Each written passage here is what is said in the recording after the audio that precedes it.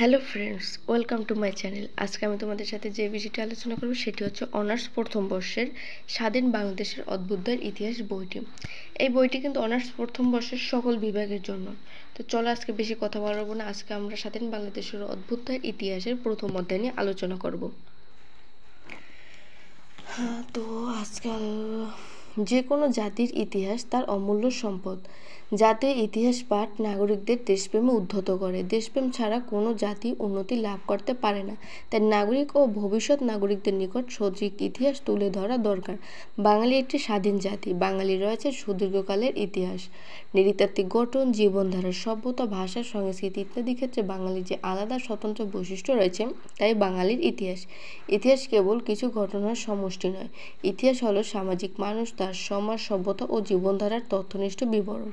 ঘটনার অন্তরালে যে তথ্য লুকিয়ে থাকে সেটিও ইতিহাসের অন্যতম বিষয়বস্তু।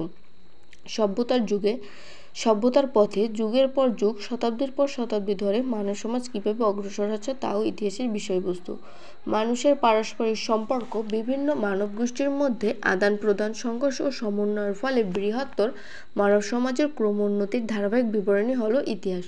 যুগ যুগান্তর থেকে মানুষ বিভিন্ন পরিবেশের ভিতর দিয়ে কীভাবে আধুনিক সভ্যতার উদ্ভব ও বিকাশ ঘটিয়েছে তার বিবরণ ইতিহাসের বিষয়বস্তু। মূলত বিভিন্ন মানব গোষ্ঠীর কার্যকলাপ, এদের পারস্পরিক সংঘাত ও সহযোগিতা এবং সময়ের প্রেক্ষিতে এদের রাষ্ট্রীয়, সামাজিক, অর্থনৈতিক ও সাংস্কৃতিক বিকাশের বিবরণী হলো ইতিহাস। সেই অর্থে বাঙালি জাতি একটি ব্যাপক ও সমৃদ্ধ ইতিহাসের অধিকারী। তবে বাঙালি জাতির ইতিহাসের তুলনায় স্বাধীন বাংলাদেশের অদ্ভুতদের ইতিহাস এর পরিধি কিছুটা সীমিত, কারণ বাংলাদেশের অদ্ভুতদের ইতিহাস হলো বাংলাদেশের অভ্যন্তরস্থ মানুষের ইতিহাস।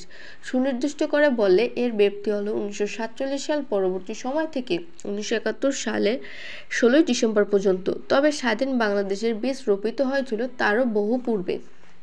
বাংলার স্বাধীন সুলতানি আমল, 12 ভূঁইয়ের যুগ, 1905 সালের বঙ্গভঙ্গ, 1940 সালের লাহোর প্রস্তাব প্রভৃতি ঘটনা ও বিষয় বাঙালি জনমানুষের স্বাধীনতার আকাঙ্ক্ষা তৈরি করে। এখানে যে ঘটনাগুলোর কথা বলা হয়েছে এগুলো কিন্তু তোমরা অনেক আগে থেকে পড়ে আসছো।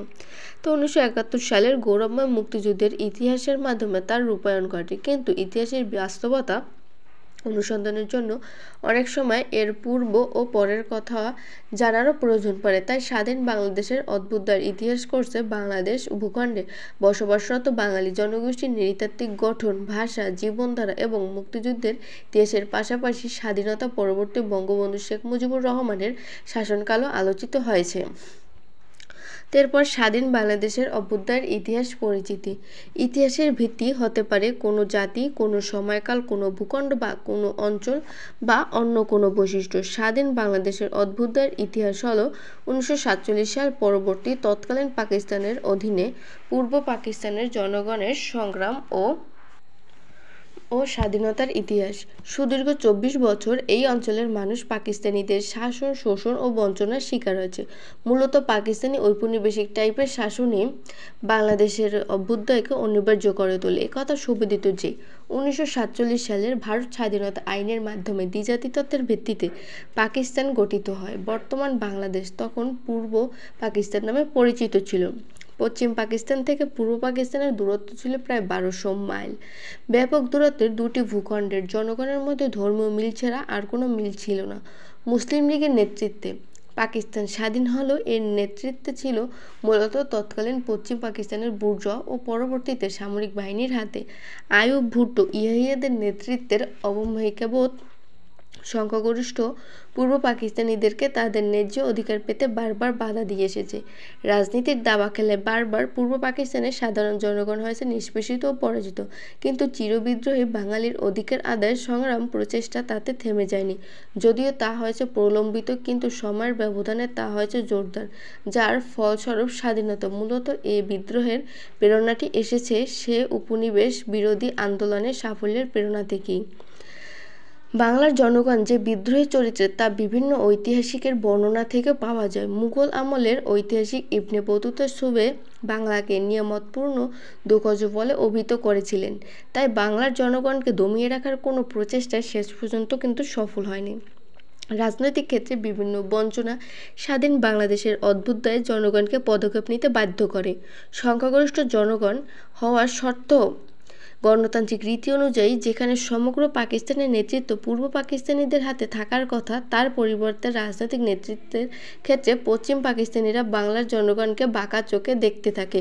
সমস্ত শাসনতান্ত্রিক আয়োজন পশ্চিম পাকিস্তানকে ঘিরে আবর্তিত হতে থাকে। ভারত বিভক্ত হওয়ার পর পূর্ব বাংলার সংখ্যাগরিষ্ঠ এলাকা হওয়ার পরেও পাকিস্তানের রাজধানী করা হয় করাচিতে, পরবর্তীতে ইসলামাবাদকে, যেখানে তৎকালীন করাচিকে রাজধানীতে উন্নতিকরণের ব্যয় ধরা হয় 200 কোটি টাকা, ইসলামাবাদকে উন্নতিকরণের ব্যয় ধরা হয় 20 কোটি টাকা, সেখানে ঢাকাকে উন্নতিকরণের ব্যয় ধরা হয় মাত্র 2 কোটি টাকা। বোঝেন, নিজেদের ক্ষেত্রে বেশি আর আমাদের ক্ষেত্রে কম। 1954 সালের প্রাদেশিক নির্বাচনে ভাসানী শেরেবাংলা একে ফজলুল হক সোহরাওয়ার্দীর নেতৃত্বাধীন যুক্তফ্রন্ট ক্ষমতাসীন দল মুসলিম লীগের বিরুদ্ধে জয়লাভ করে, তখন পাকিস্তানি নেতৃত্ব বিষয়টিকে ভালোভাবে নেয়নি। মাত্র 2 মাসের মাথায় ফজলুল হক সরকারকে বরখাস্ত করে গভর্নরের শাসন জারি করা হয়। কেউ ভালো কেউ সহ্য করতে পারে না ভাই, এটা তো বই শিখেই দিতে আছে। পূর্ব পাকিস্তানে মাত্র 4 বছরের মধ্যে 60টি সরকার পরিবর্তন ও 3 বার গভর্নরের শাসন জারি করা হয়। এরা নাকি করবে দেশ শাসন জারি করা হয়। এক্ষেত্রে পাকিস্তানি কেন্দ্রীয় নেতৃত্বের বারবার নাক গলানো এতদ অঞ্চলের জনগণ ভালোভাবে নেয়নি। এরপর পাকিস্তান প্রতিষ্ঠার প্রায় 9 বছর পর 1947 থেকে 1956 পাকিস্তানের সংবিধান প্রণীত হলো, তা মাত্র 2 বছরের বেশি টিকতে পারেনি। সেনাপ্রধান আইয়ুব খান ক্ষমতা দখল করে সংবিধান স্থগিত করেন এবং নিজের মতো করে দেশ পরিচালনা করতে থাকেন। তিনি গণতন্ত্রের এক নতুন রীতি, মৌলিক গণতন্ত্র চালু করেন, যেখানে সাধারণ জনগণের প্রত্যক্ষ অংশগ্রহণের সুযোগ ছিল না। পরবর্তীতে তিনি গণ আন্দোলনের মুখে ইয়াহিয়া খানের কাছে ক্ষমতা হস্তান্তর করে 1969 সালে দেশ ত্যাগ করেন। ইয়াহিয়া খান এসে নির্বাচনের নামে 2 বছর নিজ ইচ্ছামতো শাসন পরিচালনা করেন এবং একটি গণতান্ত্রিক নির্বাচনে সংখ্যাগরিষ্ঠ দলের নেতা শেখ মুজিবুর রহমানকে বঞ্চিত করে বাংলাদেশের উপর এক অন্যায় যুদ্ধ চাপিয়ে দেন। মূলত 24 বছরের অর্থাৎ 1947 থেকে 1971 পাকিস্তান আমল মাত্র 2 বছর সংবিধানের আলোকে পরিচালিত হয়, আর বাকি সময়টি পাকিস্তানি নেতাদের ও তাদের দোসর সামরিক বাহিনীর হাতে ইচ্ছামতো দেশ পরিচালিত হয়, যেখানে তৎকালীন পূর্ব পাকিস্তানের জনগণকে তথা রাজনৈতিক নেতৃত্বকে কোনো স্বাধীন বা আইনগতভাবে অংশ নিতে দেওয়া হয়নি। অর্থনৈতিক দিক থেকেও এদেশের জনগণ ছিল বঞ্চিত ও শোষিতের দলে। তৎকালীন পরিসংখ্যান অনুযায়ী সমগ্র পাকিস্তানের 43.7 ভাগ মানুষ পশ্চিম পাকিস্তানে আর 56.3 ভাগ মানুষ পূর্ব পাকিস্তানে বাস করত।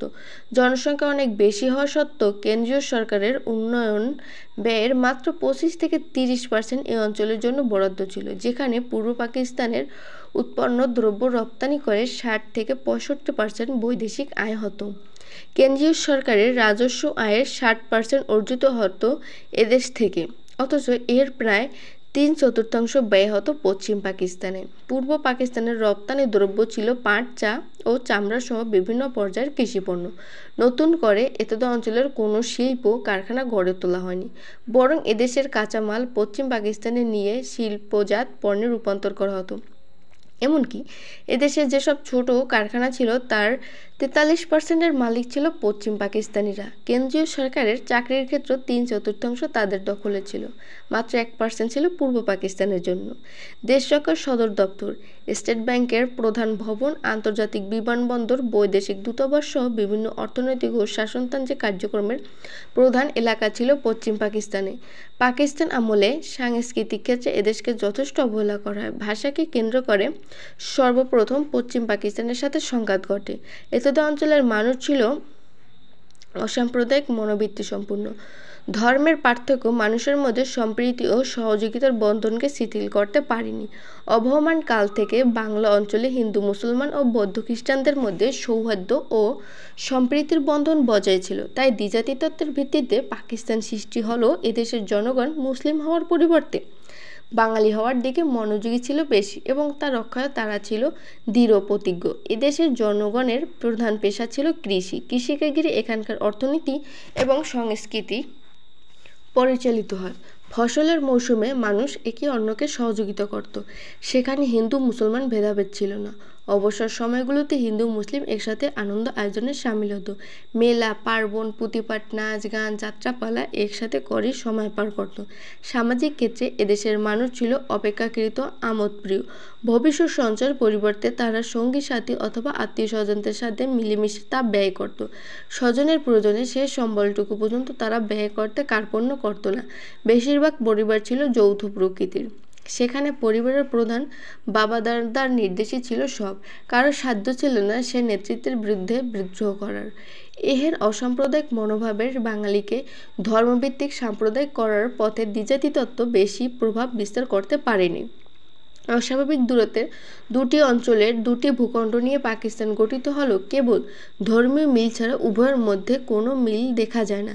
দুই অংশের আর্থসামাজিক কাঠামোতে ছিল ভারসাম্যের অভাব। পাকিস্তানের মোট ভূখণ্ডের 84.3 ভাগ আয়তন ছিল পশ্চিম পাকিস্তানের এবং মাত্র 15.7 ভাগ ছিল পূর্ব পাকিস্তানের। অথচ মোট জনসংখ্যার 43.7% ছিল পশ্চিম পাকিস্তানের এবং 56.3 ভাগ ছিল পূর্ব পাকিস্তানে। পূর্ব পাকিস্তানে উচ্চবিত্তের অস্তিত্ব ছিল না।